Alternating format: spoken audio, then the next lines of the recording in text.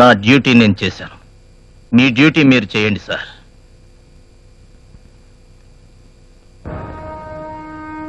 Sir, you deserve it my boy. నువ్వు కోర్టుకు చెప్పుకోవాల్సింది ఏమైనా ఉందా? మీరు నాకు ఉరిశిక్ష విధిస్తాను అంటే చెప్పుకోవాల్సింది చాలా ఉంది యువర్ ఆనర్. ఈ దేశం కోసం ఎన్నిసార్లైనా పుట్టి న్యాయం కోసం ఎన్నిసార్లైనా ఉరికమ్మం ఎక్కాలనిపిస్తుంది యువర్ ఆనర్. ఈ దేశం, ఈ న్యాయస్థానం పోలీసుల చేతికి లాఠీ ఎందుకు ఇచ్చిందో ఒక్కసారి చెబుతారా యువర్ ఆనర్? చట్టానికి భద్రత కల్పించడానికి, ప్రజల హక్కుల్ని కాపాడడానికి. అదే నిజమైతే పోలీసు లాఠీని చూసి కుక్కలు కూడా భయపడట్లేదు యువర్ ఆనర్. ఇక ప్రజల హక్కుల్ని ఎలా కాపాడాలి, చట్టానికి భద్రతను ఎలా కల్పించాలి? వయసుడిగిన ముసలాడి చేతిలోని ఊతకర్ర కన్నా హీనంగా పోలీసోడి చేతిలోని లాఠీ పనికి రాకుండా పోతే ఎలా సార్? పోలీసు వాడి చేతిలోని లాఠీ బడిపంతుల చేతిలోని బెత్తం కానప్పుడు విద్యార్థికి శిక్షణ, ఈ దేశ పౌరుడికి క్రమశిక్షణ ఎక్కడి నుంచి వస్తుంది సార్? తప్పు చేస్తే దేశ ప్రధానిని కూడా శిక్షించేంత గొప్పది మన న్యాయస్థానం. అలాంటి న్యాయస్థానం నుంచి నేరస్తులు తెలివిగా తప్పించుకుంటున్న ప్రేక్షకుల్లా చూస్తున్నాం. ఎక్కడో ఒకడు జింక మెడ నరికితే, ఇంకెక్కడో మరొకడు జింక మాంసం తింటే బంధులు, అసెంబ్లీలో ధర్నాలు, ఎంక్వైరీలు, కమిషన్. మరి ఇక్కడ ప్రతిరోజు మనుషులను చంపుకు తింటున్న గూండా నాయకులపై వెయ్యర ఎంక్వైరీలు, కమిషన్లు యువర్ ఆనర్. అంటే జింకకున్న విలువ వీళ్ళకి ఓటేసి గెలిపించిన ప్రజలకు లేదా యువర్ ఆనర్?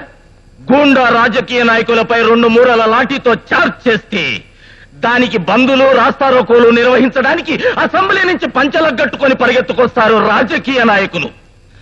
అదే మా పోలీసులు మందు పాత్రలకు ఎంతమంది బలైపోయినా కనీసం సంతాపం కూడా ప్రకటించరు యువర్ ఆనర్.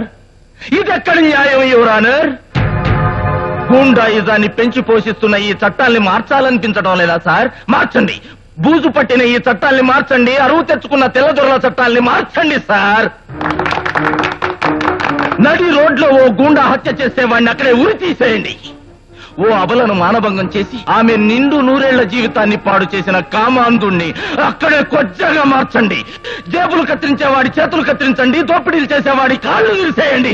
మాఫియా అన్నవాడి మెడ నరికేయండి సార్, నరికేయండి.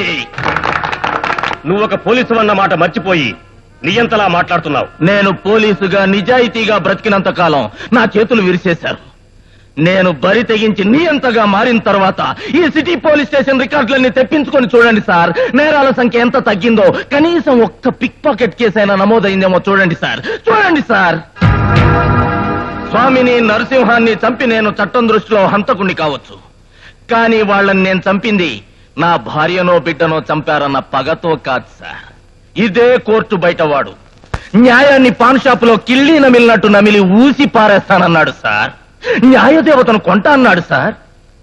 వాడిని అలాగే వదిలేస్తే రేపు న్యాయదేవతని ఇంకేమన్నా అంటాడేమోనన్న భయంతో చంపేశాను సార్, చంపేశాను. ఇప్పుడు నేను మీ ముందు తలెత్తుకొని నిలబడతాను సార్. మీరు వేసే ఉరిశిక్షని సగర్వంగా స్వీకరిస్తాను సార్, సగర్వంగా స్వీకరిస్తాను. ఉరి తీసేయండి సార్. ఉరి తీసే ముందు నా ఈ చివరి కోరిక వినండి. పోలీసు చేతికిచ్చిన లాఠీకి పవర్ ఇవ్వండి సార్. అప్పుడైనా పోలీసు నెత్తి మీద ఉన్న 3 సింహాలు గర్వంగా తలెత్తుకుంటాయి. పోలీసులు రాజకీయ నాయకులకు కాపలా కాసే కుక్కలు కాదని చెప్పండి సార్.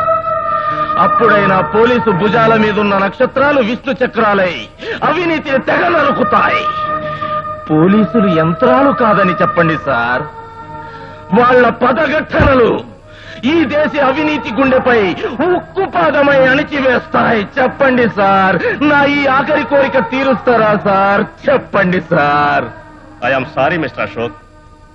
మనిషిగా నీ ఆవేదన నాకు అర్థమైనా జడ్జిగా చట్టాన్ని మార్చే శక్తి నాకు లేదు.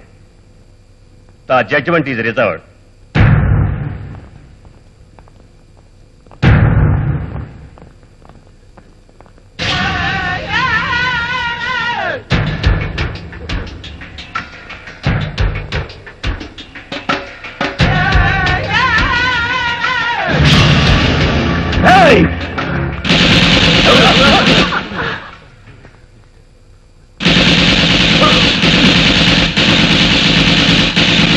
Hey!